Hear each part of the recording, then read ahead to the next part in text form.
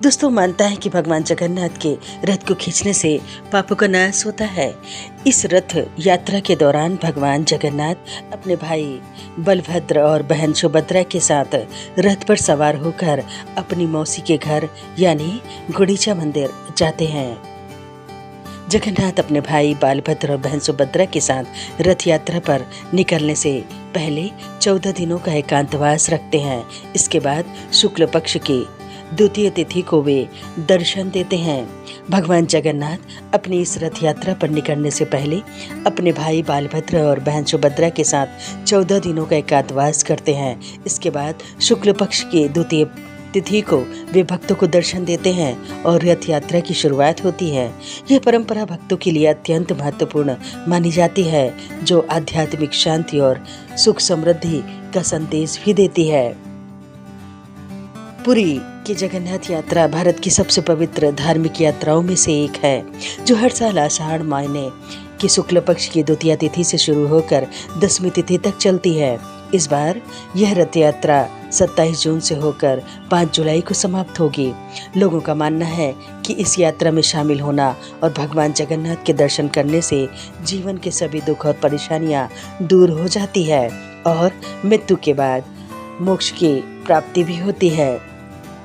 पौराणिक मान्यताओं के अनुसार एक बार भगवान जगन्नाथ की बहन सुभद्रा ने पुरी नगर दर्शन की इच्छा जताई। तब भगवान जगन्नाथ और बालभद्र ने उन्हें रथ पर बैठाकर नगर भ्रमण कराया और रास्ते में वे अपनी मौसी के घर कुछ दिन ठहरे। तभी से यह परंपरा हर साल रथ यात्रा के रूप में निभाई जाती है। भगवान जगन्नाथ के रथ को नंदी घोष, बलराम जी के रथ को ताल ध्वज कहते हैं और देवी सुभद्रा के रथ को दर्पदलन पद रथ कहा जाता है, जिसमें भगवान जगन्नाथ का रथ 45 फीट ऊंचा और 16 पहिए होते हैं।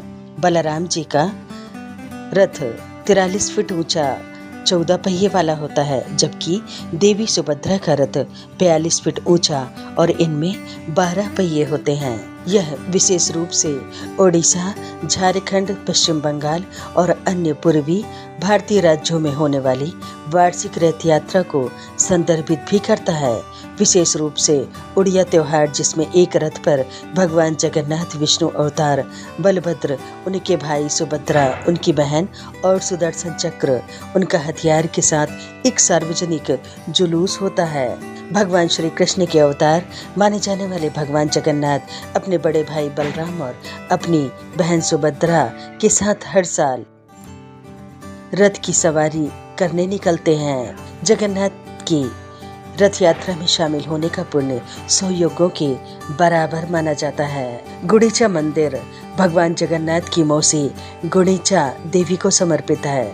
हर साल जगन्नाथ रथ यात्रा के दौरान भगवान जगन्नाथ, बलभद्र और सुभद्रा गुंडीचा मंदिर जाते हैं, जिसे मौसी माँ का घर भी कहा जाता है।